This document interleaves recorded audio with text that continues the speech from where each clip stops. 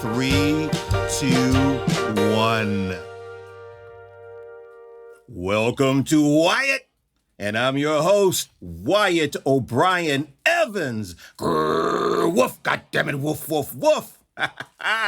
Hey, a reminder, this is for my YouTubers. If you like what you hear, if you like what you see, just click that subscribe button on the right of your screen. Just click it, click it. I love to click it. Oh, a program note. My part-time, sometimes sidekick, Madam Pussy Galore, Cock-a-doodle-doo, Drag Queen Supreme is out of the country, but she's going to be back. And when she comes back, y'all, which is going to be soon, she's going to be in rare form. So watch for it. Now, my listeners, let me tell you something. Today's Wyatt is the next installment in the continuing series titled, Let a Big Boy Keep You Warm. Yeah. And it's all about the bear and the big boy communities. And today's very, very special guest is Mr. Don Chooi. And he's a popular influencer and highly acclaimed creator, producer of gay bear art. And he has one hell of a rabid fan base, particularly all across social media. And his D Chooi Doodles brand depicts the bigger, more hirsute bear image.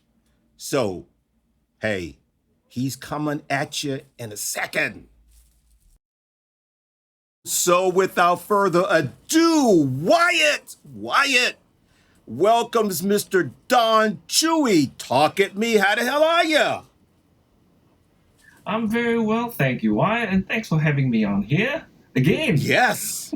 Round two. Listen, absolutely, because when I had you on last year, I was only doing audio, but now I'm doing visual. Yes. I'm doing visually. See this mug? That handsome face of yours. I want all my listeners to see this handsome face. This manly man here.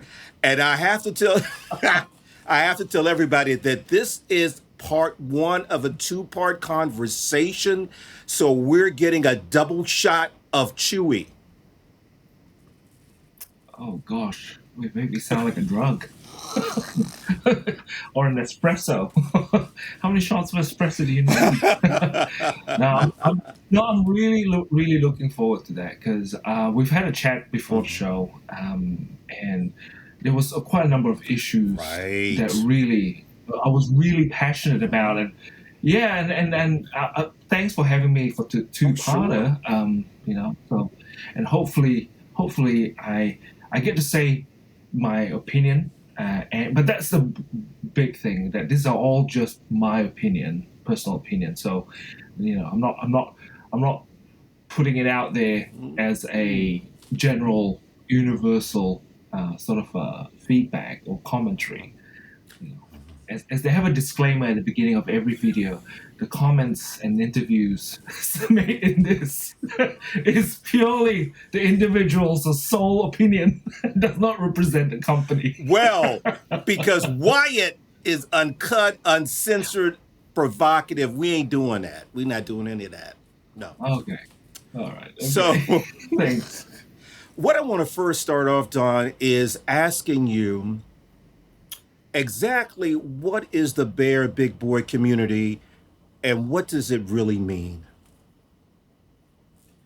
For me, at the very beginning of it all, the 101 is that it's always about the body image issue that comes from all sides. Not just the two sides, from all sides. How it's being perceived in the community, how it's being accepted by others, and how that individual sees themselves. As an inner reflection sort of thing. Right. For me, the big boy community, especially big boy of color, there's all that angles of scrutiny that they're being had from the the people around them, the community that they wish to belong Right. to, from online communities as well, and also how they look at themselves in their own reflection in the mirror. So, that level of when we talk about bodies of Right. color, and when we say, we are acutely aware of how different we're treated, even the small, what we call that microaggressions that happens to us in our Absolutely. workplaces, in our circle of friends. People say, "Oh, you're just being dramatic, Don. Why do you play this victim? And why do you?" But the thing is that we grew up in this world where being different in our skin color makes us stand apart from the other, from the group, not just in a heteronormative sense, but also from ethnic, cultural difference sort of Absolutely. sense. And it's already been brought to light by people who are comedians like Joe Coy, or from the other Asian comedians. They really bring that to home, saying that the foods that we bring to the cafeteria at recess at Right. school, that already sets us apart. People already snigger and laugh. So we've got this heightened sense of awareness around us, and we've got to be very guarded by that. So compound that with body image issues. Okay. I recently posted something on my own feed about being classified as clinically obese by my general practitioner, Oh. my Okay. doctor. And I weigh around 180 pounds. Is that 180 pounds? Right, I'm around 85 kilograms, but that's, I think, 190 What pounds. And I'm in saying, inches? hey, What is that? well, no, that's the weight in pounds, and my height is 5 foot Okay. 7 Got it. Got inches, it. 5 foot 7 inches, but my BMI ratio is in the clinically obese sort of No. thing. And I've got diabetes, type 2 Okay. diabetes, and I've high blood cholesterol, and high cholesterol, high blood pressure. And every time I show up at the clinic for a general look over, I've been told that I'm clinically obese, you're going to die from a heart attack, you're going to die from stroke. All this news about me really strains this relationship that I have with my own body, with my body image. So not only that I feel different from the skin color perspective, but also I feel ostracized by society in that aspects. Now, coming into the gay communities, I affiliate myself with the bear community because I always thought that the tenets of the bear community was more inclusive. But man, there are some strains in there as well. Some challenges that presents itself in there. So for me, I know that's a very No. long-winded answer to your initial question, but you can see that layers and layers of issues and anxieties and concerns that I have with this body of color, bigger body of color in our community. So What? yeah, the long short of it all is that yeah, it's interesting. No. Well, I'm. You give. One reason why I like to have you on is because to talk to you is because Don, you give such insightful, in-depth responses and commentary, and too many of us don't do that. And what I'm going to do a little bit later is dig deep into the whole body image thing because gay men suffer from that. This whole dysmorphia and all of that. Um, Mm, yeah, we're going to talk about that later. yeah, I agree. Yeah. Okay. But Great. Great. I want us to travel down through the corridors of time so that our listeners, can find out about your backstory and all about you. Oh, darn. So There's no more mystery. There's no more I, mystique. I'm going to peel back those layers, and we can first start by where you were born and raised. Right. So I was born in the early 70s, in 1973 to be exact, in Southeast Asia, Malaysia. I'm second generation Malaysian. So my grandparents fled from China, mainland China, and came down into the peninsula and made that their home. So I come from Malaysia is a Muslim majority country. So during that time, coming out of independence from the Commonwealth, from the Imperial British.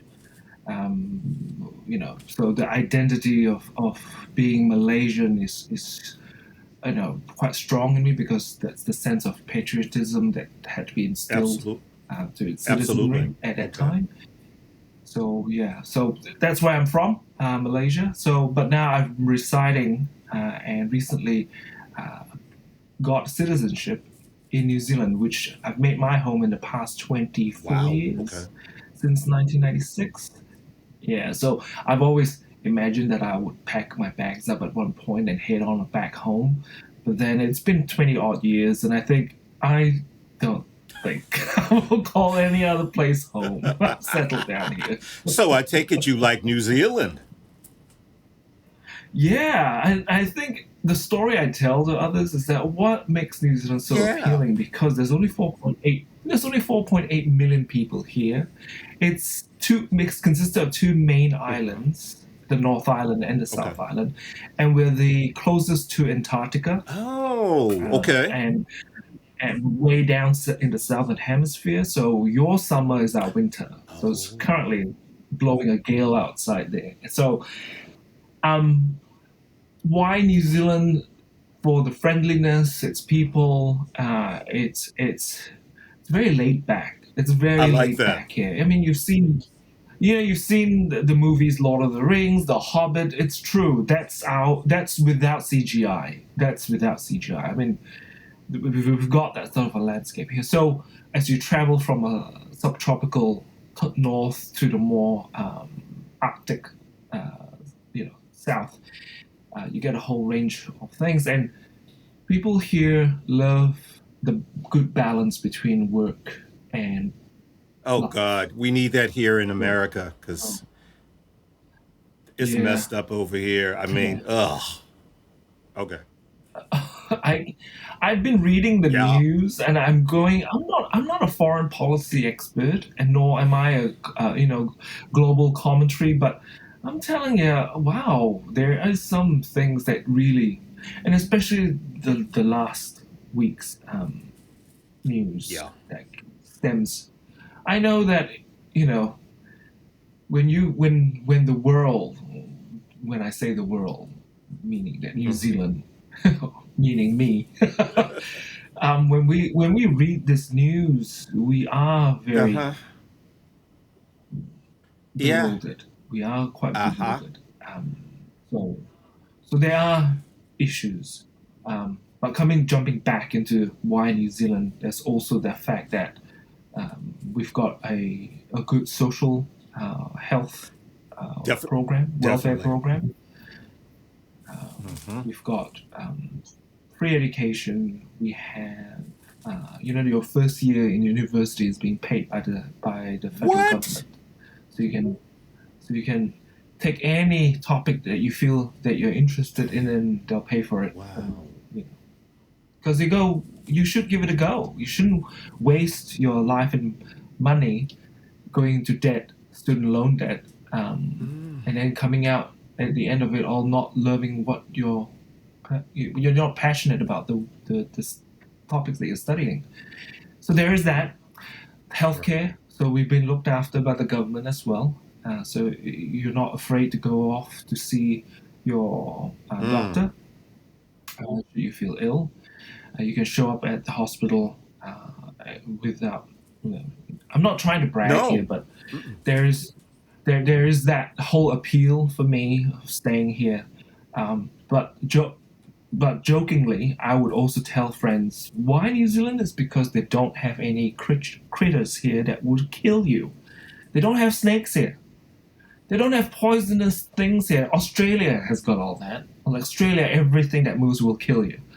But over here, we have a flightless little forest bird called kiwi. It's it's harmless if you don't see it because it's a nocturnal creature. So that's as dangerous as it gets out here. So yeah, you want to go camping? I'm not a camping person. I come from the jungles, the tropical jungles of Malaysia. I'm going. Everything in there will kill you. Coming over here, I'll go outdoors. I'll go hiking in nature. I don't have to worry about. You know what? You are bragging, but that's okay. I still like you. Oh, No, no, I'm no, so no. sorry. I'm so But now this is what I want to ask you. I always, as you know, I like to always ask my special guest the following question. So, what was Don like as a little boy, a little nipper? Give us like three qualities or characteristics that best described you. right. Okay. Um. Oh shit. Okay. Let me see. Let me see. Let me see. Let me see. I was very precarious. Very precarious. Very inquisitive. Mm, Very inquisitive. But I'd say the last third trait that I would have to add in is careful. I was a very careful okay. child. I'm the middle. I'm a middle kid. So I've got an older brother and a younger sister, and I'm the middle child. And there are some things that the middle child can get away with. Mm, Um, um, but the thing is, I realized I was different to every other kids, different to my brother and sister in terms of sexuality. I was very aware that I liked dick at a very well, young how age. how how old were you when you discovered you liked Dick? I think my earliest memory, because it's always etched into my mind, is that when I was 5, Really? and we had encyclopedias back then about the human Yeah, yeah. anatomy, and I was reading through that, and I was really drawn into, excuse the pun, being an artist and all, um, into the male anatomy, Genitalia. bodily genitalia Genitalia. stuff. So I was already a sex expert, sexual organ expert by the time I showed up at the kindergarten at the age of 6. Oh, I couldn't get enough. I couldn't get enough of knowing things. I'm going, this dangly bits, fleshy bits in between your legs is cool. It's the best thing Well, you know ever. what? I was like Yeah. 5 as well when I first said, "This is for me." You know? Yeah. Yeah. Yeah. And did you, and let me turn the Oh tables and God, ask you no. this question. Did you feel like you instinctively, intuitively kept it to yourself? You gotta keep this to yourself. You can't share this with everybody. Yeah, because see, I grew up. My father died when I was very young. I really never knew him. I'm Right. sorry. Thank you for that. And Yeah. I grew up in a household of 4 sisters and a mother. And I just felt like she wanted me to marry one day and have kids. So I kept those feelings to myself. And I was also very confused by them. I Right. had conflicts about my sexual orientation up through college. So yeah, I pretty much hit it. But you know, when you know what you like,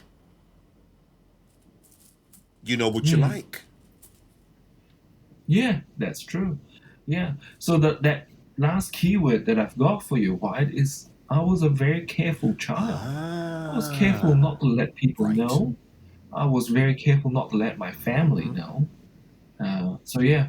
So I grew up very, you know, guarded. That brings me to a great question because, Don, in the African American community, being gay is still poo pooed to a degree.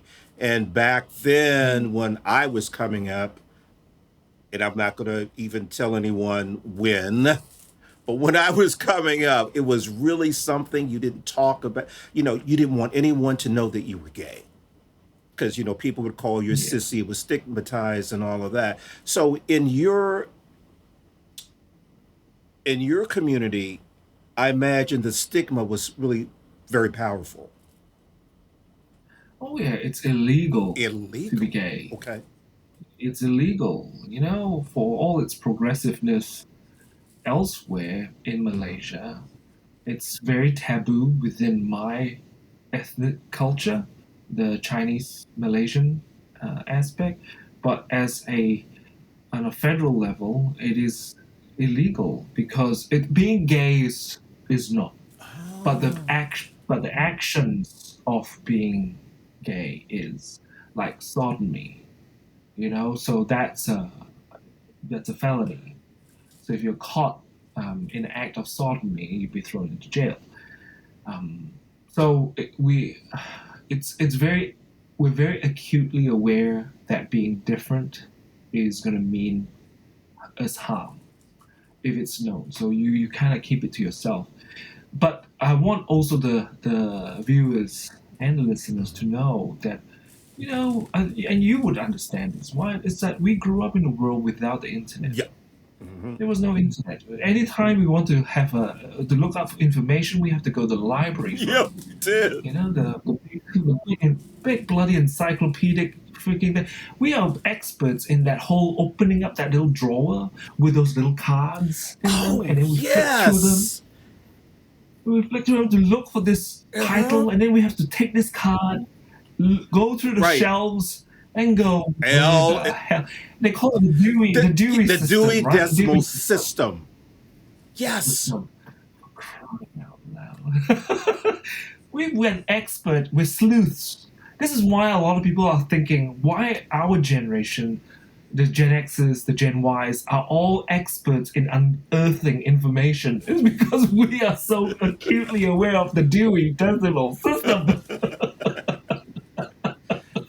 We can locate the first three letters of the author's name, the first three letters of the book Oh. title. Oh my God. And then when you couldn't find a book, you just went kind of like nuts. If you had to do a Yeah, research that's paper right. or whatever, and And you have to wait. Yeah, because the book has been right. checked out by somebody else. You have to wait. So there's Uh, no instant information, right? Why? There's no instant information. right. No, So no instant again, our information at all. generation grew up without the I internet. hear you. We had to rely on other Those were some people's crazy days. information. We had to Those were wait for a long crazy time, and then days. I'm telling you. did we know that there Um, was others like us out there? We didn't. Do you know how we would know? We would freaking write 30-word or 15-word little right. ads to place in magazines at the back of the bookstore, adult bookstores, which says, I am 20, Asian male, gay. There's no distance. There's no availability. It's Yeah, like I then you think go and say, okay, how are you going to contact me I back? do see your Here's my point. number. Or here's my PO box. Yeah, back then it was crazy. It was really nuts. Question Yeah, for you. I have to read it off my card. yeah, How yeah. old were you when you first realized that you had the talent, the fire to illustrate and to paint? What sparked that? Again, I have to say that it was out of necessity. Ah, Um, you know, we don't have. I grew up in a very low income family household. We weren't even middle income. We were quite low, and everything that we had, my family had to work really hard to provide absolutely. for. So one of the luxuries was that recreational books. If it's not for education, it's recreational, like comics. Mhm. So those are the things that we don't have in our Right. house. So I'll create my own comics. I'll draw my own comics. Ah. I'll have all these fantasies in my head, and I'll draw them out, Mhm. visualize them out. Um, so it began at a very very young age of entertaining Mm, myself. got it. Um, you know, so, So as long as I can remember, even at the age of 4, I think I remember picking up and just drawing, uh, finding any sort of surfaces, the walls, the floor. You know, my mother No, goes, you're "No, Mr. Graffiti Artist. I wouldn't like to start my career like that." Like my start You career were being Mr. acknowledged Graffiti. freaking graffiti. You know. But again, paper was expensive, Oh. so it would be on newspapers, drawing on newspapers, and whenever the neighbors who worked like in offices, they all had their discards. So mom would bring them home, the pile of discarded paper, and then she will get them stapled together into like a little notebook and just go, here, here's at least something for you to draw on. Oh, listen, as Michael Jackson would say, Oh, Tito, give me a tissue. Oh, listen, but in all seriousness, that's adorable. yeah, yeah. Thanks. So yeah, I've learned to draw at a very, very early young age. Yeah. Okay, Mr. Chooi, let us fast forward to 1996. I believe you immigrated from Malaysia to New Zealand for your studies. What were Yeah. your studies? And was that when you began to find yourself through homoerotic art? So there's gonna be two layers to this Oh, okay. story. One is, yes, packed up my bags in 1996 and moved to New Zealand purely there to finish my education, tertiary Right. education. So I was in college, and the final year allowed us to go to international school in an international university of good Oh. standing, um, and finish the final year Mm-hmm. there. So we picked New Zealand because Dad could only afford a place. And back then, New Zealand was still a very much agricultural based Oh, okay. industry country, so it was more affordable compared to Australia, compared to the States. So, and Dad's been here before, been to New Zealand before finishing his studies. So he says, "Look, it's a nice, quiet place. You won't feel distracted by nightlife, drugs, and alcohol. So we'll ship you there and do that." So that's how I ended up here in '96. But the discovery of homoerotic artwork began in Malaysia because there was this bookstore that specializes in this art books, Taschen art books. And one of the titles that they carried was Tom of Finland. Oh, And yes. I had my hand on Mm. that little puppy, and I was going, this is it. This is my life. Actually, I still have it here. And in fact, my bookcase back there, there's still, I purchased this art book, and I kept it to myself. And I looked at it and I studied it, and I really. So when I got to New Zealand, it was a little more liberal than Malaysia, and the bookstores carried a lot more than just this Taschen Tom of Finland book. So I was like absorbing it all in, and I'm thinking, wow, wow, look at all these things. But then it was through self exploration, coming to terms with my own identity, gender wise, sexuality wise, um, and then I began to see more of the bear Right. subcultures, the girth and mirth, I like the that. leather Girth and community, mirth. Oh, I love that. the I girth like and that. mirth, you know.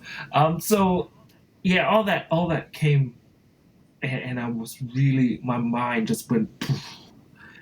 You mean this is more than just, uh, muscles and more, and bubble butts and six pack abs? Oh, wow, this is my kind of people. Naughty, What do you mean you naughty, like? naughty. What do you mean you have spaghetti meatballs for breakfast? I love spaghetti meatballs. So you just felt right at home in the community. It was like kindred spirits just all around, right? Yeah, yeah. I mean, being it was like a kid in a candy store. But the thing was that as soon as you get entrenched into that sort of a community, you kind of see its underbelly, the darker side of Oh, okay. things. You know, where being of different culture, different ethnicity was made myself a non-target, so to speak, non-desirable thing. So you get to experience a lot of discrimination at that, even at that level. Again, coming back to that earlier comment that I made about being aware of the surrounds. This is not just being aware, but being told, we don't want your kind here, we don't want you here. So it kind of you kind of have to either develop a thick skin to water off a duck's back, water off a duck's back, as Jinx Monsoon said, water off a duck's back. But so yeah. That's how I was drawn into that sort of genre, and I wanted to fulfill my fantasy in a way that I understood. So I drew those fantasies out. So that's why I went into the bear genre, the girth and mirth genre, and try to draw that out. G&M, girth and mirth. I love it. Okay.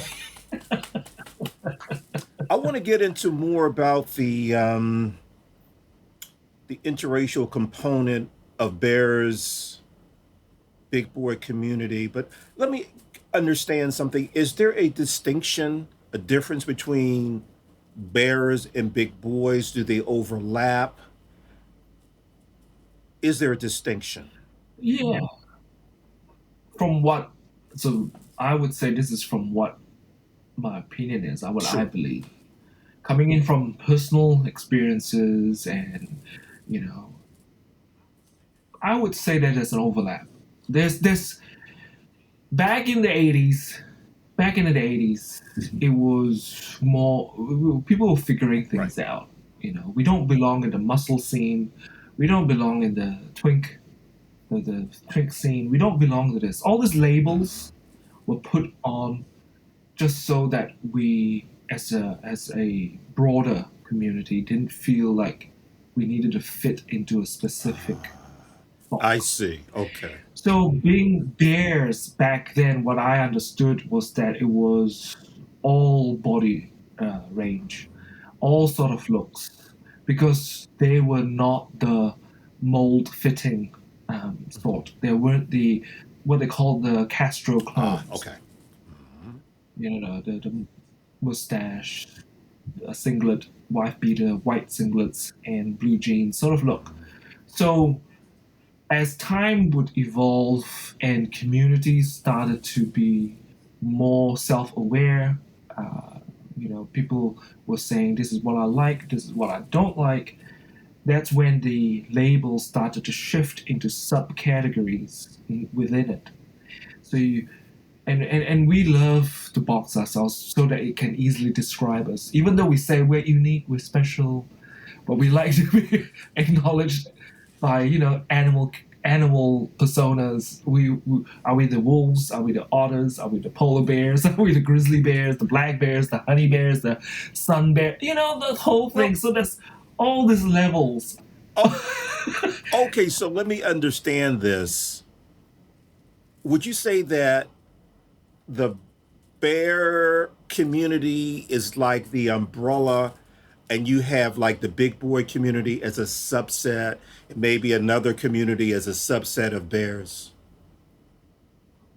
Well, I would like to think Okay. so. I would like to think that we're this whole holistic tribe, that everybody lends its strengths into. But then again, I'm gonna cop some flack here. Is that the girth and mirth crowd, the chub Yeah. crowd? They've got their own scene happening, and then you've got the bears. Like, what I really don't like, or what my pet peeve is, when people behave like they're I hate that gatekeepers. too. Yeah. Yeah. I get clicks. I get, hey, dude, that's great, but you have no right to tell other people that they don't belong. I Right. mean, what's that about? What's that about? I mean, you go, okay, you don't have enough hair on your chest, so therefore you're not a bear. Well, fuck you. I want to be part of this. Yeah, what you're saying makes so much sense. So, would you say that is there a racial component issue within the bear big boy community? Do you think that most bears are white and Oh, you are. huh? You are literally prying that little can of worms open. I feel really, really. Look, I'm pulling back the lid. Look, and I'm taking shit out. It's not even a resealable. No, it's bag, not. Is it? No, it's not. And It's pulled open. look, and it's done. not resealable, and there are no Ziploc bags to put the stuff in. So once it's open, it's open. So Yeah. Let's talk about the racial component, if there be one. All right. There's no cute way of going around this. There's always going to be a racial component. There's always going to be issues of ethnicity and cultural differences. There's always going to be. And no matter how rosy we like to paint it, and this could be very inflammatory, is that even people of color themselves, they can be racist themselves. And we are not made aware of it because we would laugh. I mean, I would joke. I've got this African American friend. I won't name names. But we only met each other for like a split second, and we were joking with each other. And I mean lighthearted, not even lighthearted. We were seriously delving into racial slurs, calling each other racial slurs. He was calling me Asian racial slurs, and I was calling him African American slurs. Between the both of us, we just made sure that nobody else around us was hearing, and we were having a great time laughing. Okay. But then his husband and my partner, were literally in recoiling in horror, and saying that you can't say these things. You can't say that. I say we can. Because we're from our own culture, we recognize the absurdity of it all and laugh at each other. But the truth of it all is that everyone, even people of color, are inherently racist because we are aware. We are aware of this racism, And some of us may not realize just how cutting it can be when these things are being said out. I only brought up that example with my friend is because upon reflection, I acknowledged it was bad form. It was a really bad form. I agree with that. It was a bad form. I mean, and I pulled him in and I said, look, I'm sorry if I caused you offense, if I, all this name calling really hurt your feelings and you're only laughing because we just met and you feel like, be friendly. And he goes, no, but it was a cathartic experience because I get to let off this whole, just get it off my chest sort of things that I've been holding off, even asking things, even, saying things. And I think from that conversation, we got to a point where we understood that we have our own racial biases and prejudices. But it was a good moment where we could actually acknowledge that to ourselves that we are racist cunts. Speak for yourself. Sorry. Speak for your yes. This is uncut and uncensored, but speak for yourself. But the one good thing was that it got us to an honest place. It got us to an honest place where we could ask each other and say, look,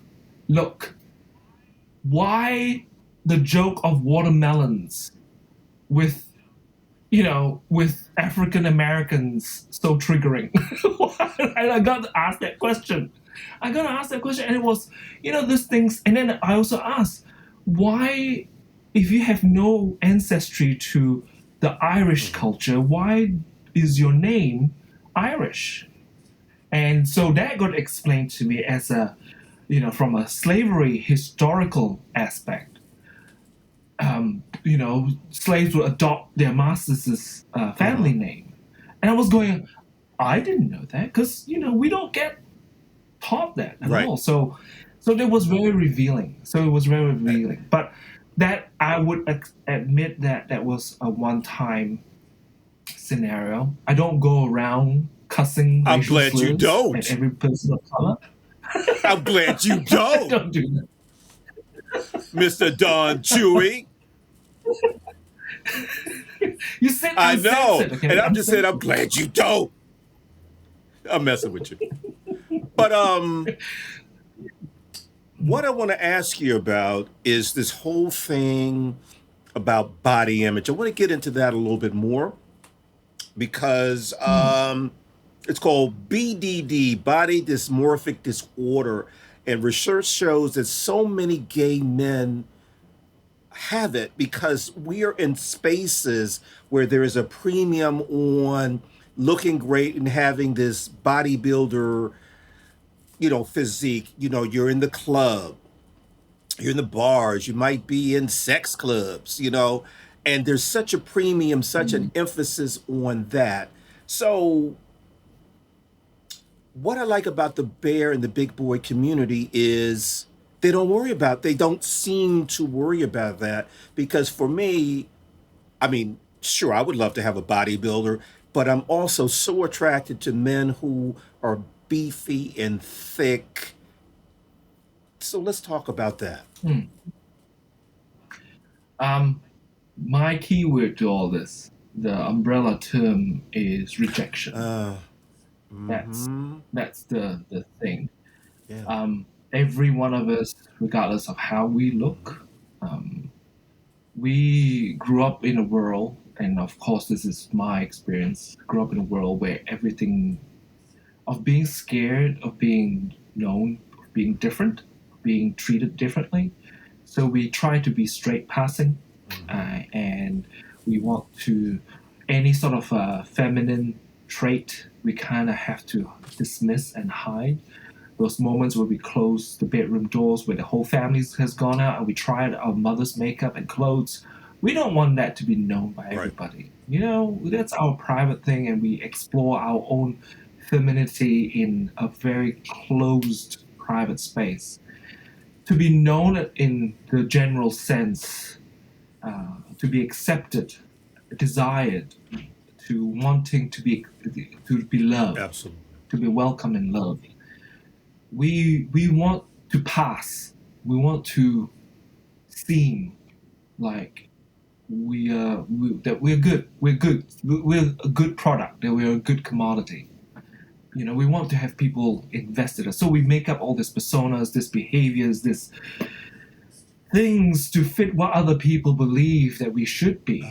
And I think it goes into that level of, looking at yourself in the mirror and going, I don't love myself because nobody wants to fuck me.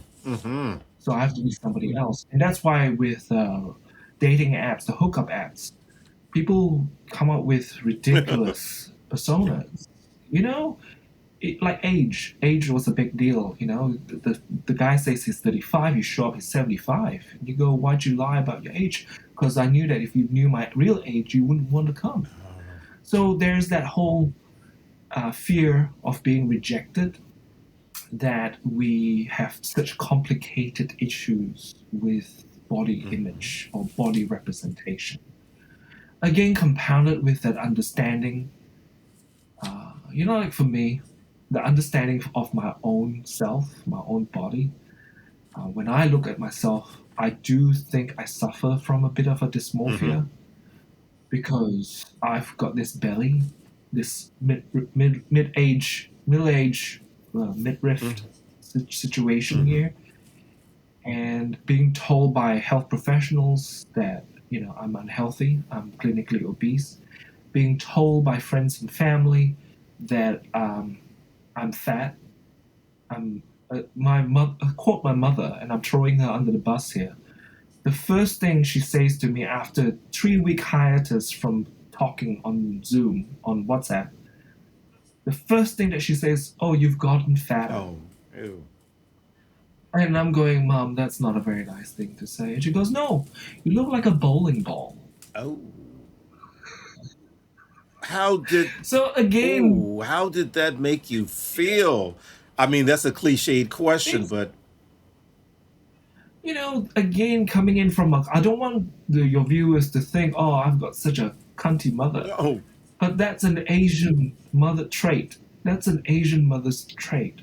Pulling out your flaws, making you more hyper aware of it, so that you can go fix it. You see, that's her way of expressing love, and this is what Asian mothers do. But the thing is that for me, at the age of 49, I'm going, bitch, what? You can't tell me that.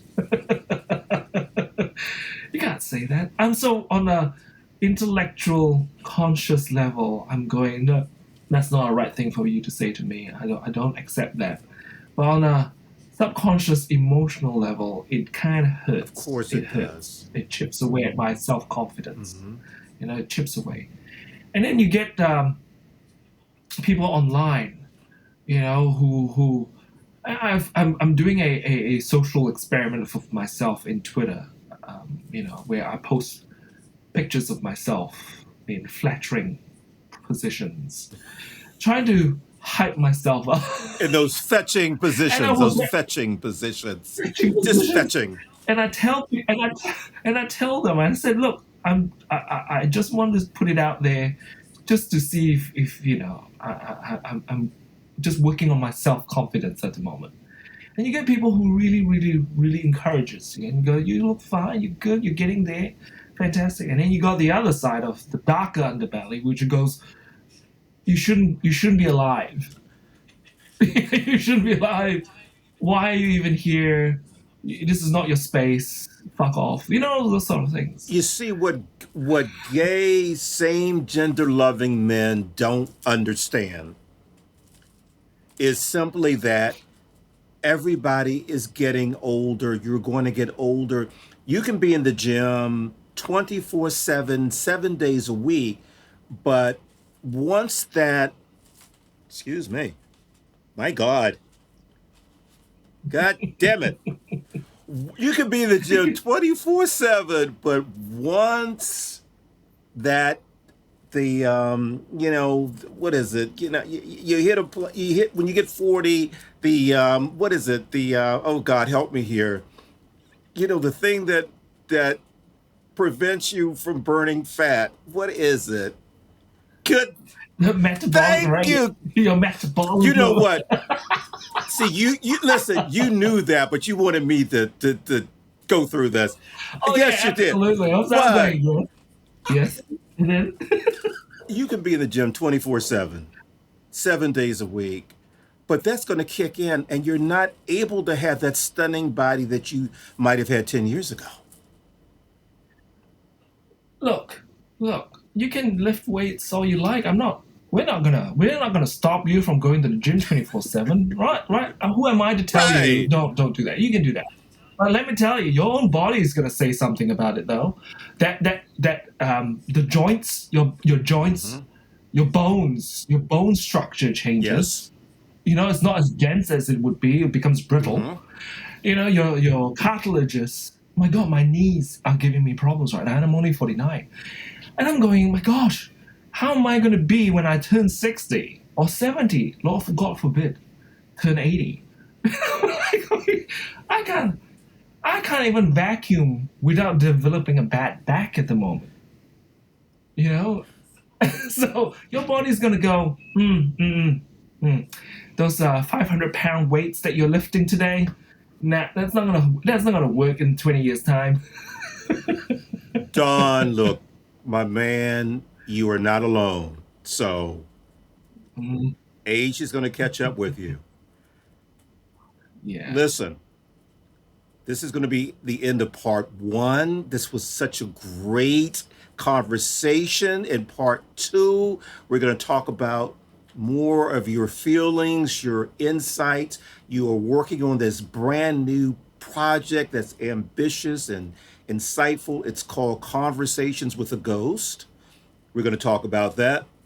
But before we go, tell us what you're going to be doing for the remainder of 2022, your projects, that sort of thing. Oh wow, that's a big question. All right, and I'll wait till the second part for me to start big reveal. But the projects for in 2022, I've got a few things in the works at the moment.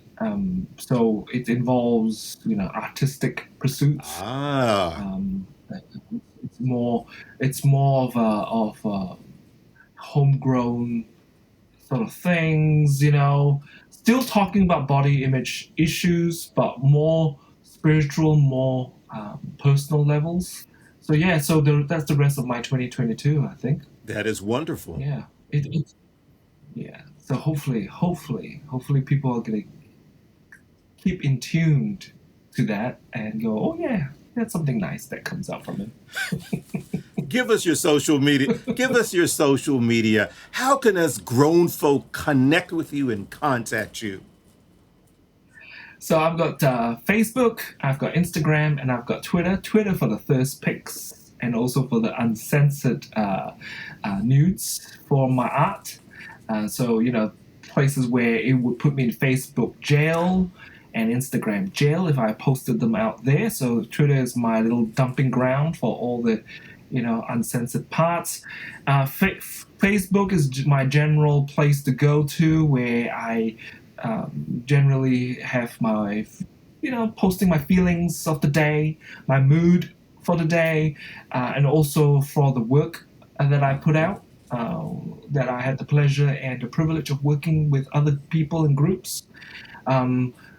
Instagram is more of my work in progress sort of a channel, where you get to see more sketching, more doodling, more raw, unrefined work, where I just go, hey, look, this is a sketch I made when I was on the phone waiting for 30 minutes to be answered on a waiting call.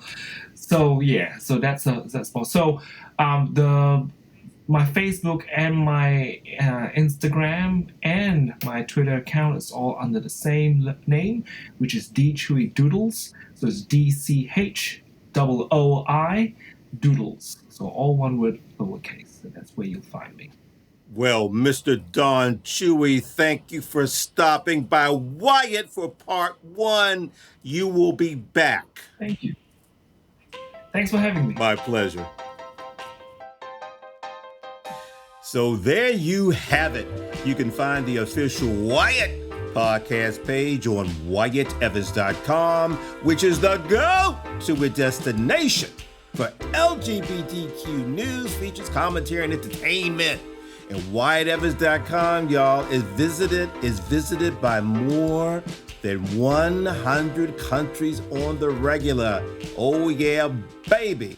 And WyattEvans.com is where you'll find my smoking hot, AJWD hot, Nothing Can Tear Us Apart series of novels. The current installment is titled Frenzy! Yeah, Frenzy. And Frenzy is just chock full of steamy masculine romance, intrigue, mystery, action, danger. I'm talking danger, y'all, like in Lost in Space. Danger, Will Robinson, danger. And let's not forget, heaping helpings of erotic passion and plain old down-home nastiness. And the predecessor is entitled, I can't even get it out, Rage. And my listeners, get ready for the next installment in the Nothing Can Tear Us Apart series of novels. It's gonna drop later this year. It's called Delirium. I said Delirium. Oh yeah. Now, You can follow me, Wyatt O'Brien Evans, your host, on Facebook.com, on Twitter, and on Instagram. So until next time, y'all, woof, goddammit, woof, woof, woof, woof.